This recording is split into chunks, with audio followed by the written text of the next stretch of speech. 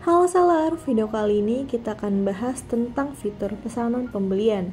Nah, dimana jika nantinya teman-teman seller ingin restock produk dari supplier atau dari pemasok lainnya, teman-teman bisa inputkan pesanan pembelian di sistem Big Seller dan nantinya akan terbaca untuk pesanan pembelian per tanggal sekian ini dikirim dari supplier A, seperti itu. Jadi teman-teman bisa cross check setiap melakukan restock atau pembelian produk dari supplier teman-teman. Nah, untuk caranya nanti kita bisa langsung masuk ke halaman pembelian. Nanti kita masuk ke draft. Lalu di sini nanti akan tampilannya seperti ini. Selanjutnya kita tinggal pilih aja untuk membuat tugas pesanan pembeliannya. Nah, klik tambah pesanan pembelian. Nanti akan tampil halaman seperti ini. Jadi di sini kita bisa pilih gudang tujuan. Contoh kita mau restock produk ke gudang A karena untuk produk A untuk produk B di gudang A ini kosong. Nah, jadi kita ingin pembelian produk A-nya ini ke gudang tujuan tersebut. Jadi kita pilih gudangnya. Selanjutnya pemasoknya ini kita juga bisa pilih nih. Jadi kita bisa membuat list pemasok dari seller gitu. Nah, di sini kita tinggal tambah saja untuk pemasoknya. Di sini kita bisa pilih nih pemasoknya dari 1688 atau pemasok umum.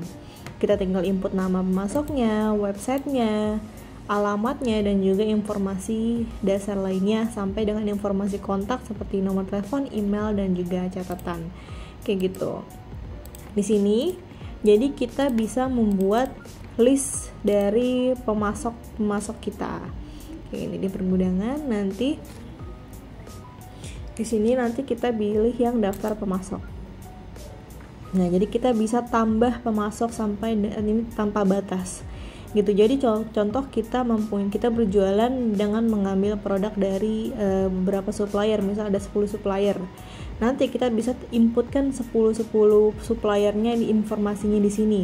Jadi saat kita restock produknya dan pembelian dari supplier A, kita tinggal inputkan saja pesanan pembeliannya dan memilih suppliernya langsung seperti itu. Jadi ketahuan nih kita ada restock produk, sumbernya dari mana kayak gitu. Nah, lalu langsung saja kita masuk untuk percobaannya. Nanti kita pilih gudang tujuannya, lalu sumber pemasoknya. Contoh di sini pemasok 1. Di sini nanti kalau misalnya pengirimannya ada melalui jasa kirim, ada nomor resinya, kita bisa masukkan saja nomor resinya di sini. Kalau misalnya satu pembelian ini kita terdiri dari beberapa resi, kita bisa tambahkan resinya juga. Nah, lalu di sini juga kita bisa pilih waktu perkiraannya, mata uangnya, atau kalau misalnya ada biaya-biaya lainnya ini kita juga bisa inputkan kayak gitu. Nah, lalu juga kalau misalnya ada ongkos kirim, biaya pajak, pengiriman internasional, dan lain-lain. Nah, nantinya jadi biaya-biaya ini akan dibagi rata ke semua produknya kayak gitu. Akan dibagi rata ke semua harga satuannya atau harga modalnya kayak gitu. Jadi terbaca. Nah, lalu di sini contoh kita melakukan pembelian untuk kedua produk di sini, produk yang sudah nol stoknya. Kita konfirmasi, nanti di sini kita tinggal tentuin aja, misalnya masing-masing ini kita ada pembelian 10 produk. Kayak gitu. Kalau sudah, nanti kita klik simpan, otomatis tugas pesanan pembeliannya ini akan sudah terbuat dan masuk ke bagian draft ini. Selanjutnya kita tinggal konfirmasi aja kalau memang sudah di ACC untuk pemasoknya ini atau sudah di ACC untuk pesanan pembeliannya, purchase ordernya. Kita klik konfirmasi.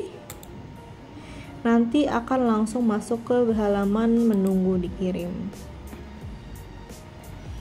Nah, selanjutnya di sini kita tinggal klik kirim aja nih. Kita klik kirim. Nanti otomatis akan langsung masuk ke dalam perjalanan. Nah, nanti di sini kita tinggal tunggu aja nih. Kalau misalnya produknya ini pesanan pembeliannya sudah sampai ke gudang kita, sudah kita terima, terus kita tinggal cross check aja nih sudah sesuai atau belum yang pembeliannya dengan yang kita inputkan di sistem Big Seller. Nah, contoh kalau misalnya untuk nomor pembelian sekian ini sudah sampai di gudang kita tinggal klik daftar pembelian, checklist pesanan pembeliannya, lalu klik daftar pembelian. nanti akan langsung masuk ke halaman untuk konfirmasi pembeliannya.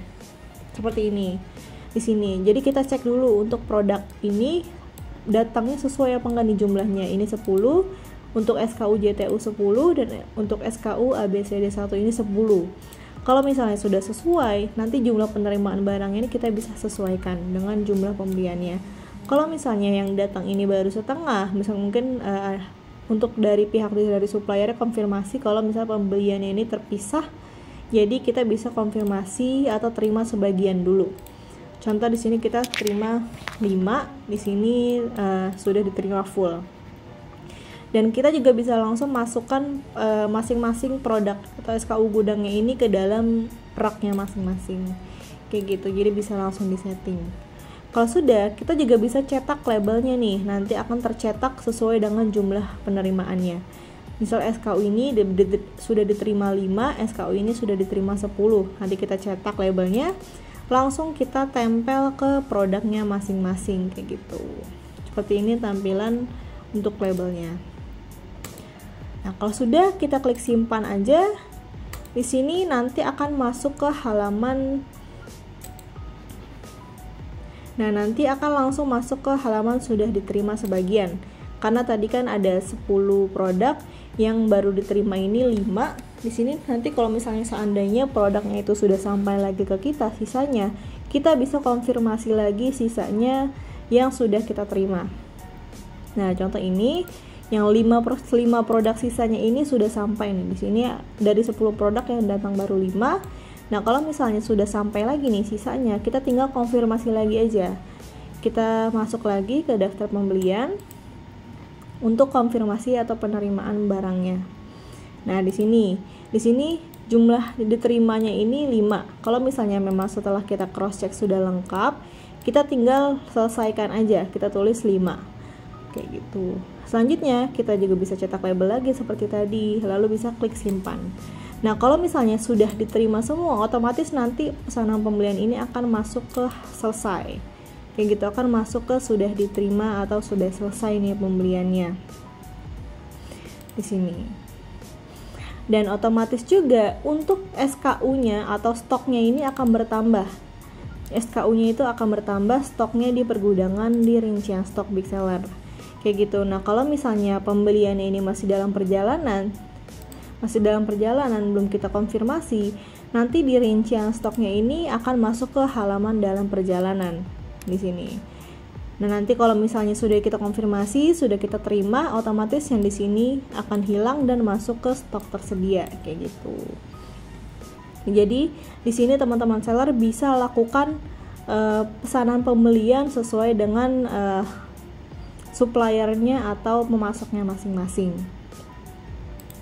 Selanjutnya, selain itu kita juga bisa cetak untuk pesanan pembeliannya atau invoice-nya nih sebagai bukti bahwa kita sudah selesai melakukan pembelian ke supplier tersebut. Ini buat database dari tiap seller masing-masing. Nah, ini tampilannya, pesanan pembeliannya, terlihat ada beberapa semua SKU yang kita beli, jumlah belinya, jumlah diterimanya, sampai dengan harga satuan dan juga biaya-biaya lainnya akan terbaca di sini kalau ada. Nah, nantinya di sini invoice ini bisa kita simpan untuk database dari pihak pembelian, pesanan pembelian nih. Jadi kalau misalnya seandainya nanti kita ingin cross check lagi untuk pembelian dari supplier A, kita bisa lihat langsung dari invoice-nya, atau bisa juga langsung terlihat dari sistem Big Seller di menu selesai, di halaman selesai ini. Di sini akan tersimpan semua riwayat pesanan pembelian dari tiap pemasok. Kayak gitu. Di sini akan terbaca pemasoknya pemasok mana, pembeliannya untuk ke gudang apa, pembuatnya ini nih ownernya atau sub akunnya akan terbaca semua, dan juga waktu perkiraannya, waktu dibuat, waktu diterima, dan juga sebagainya. Nah, jika nantinya teman-teman seller mempunyai pertanyaan lain terkait penggunaan fitur Big Seller lainnya, bisa langsung hubungi CS Big Seller dengan klik hubungi kami di bagian bawah kanan. Bisa langsung hubungi via Facebook, WhatsApp, email maupun Telegram. Agar setiap kendala maupun pertanyaannya bisa langsung dibantu lebih lanjut oleh tim CS kami.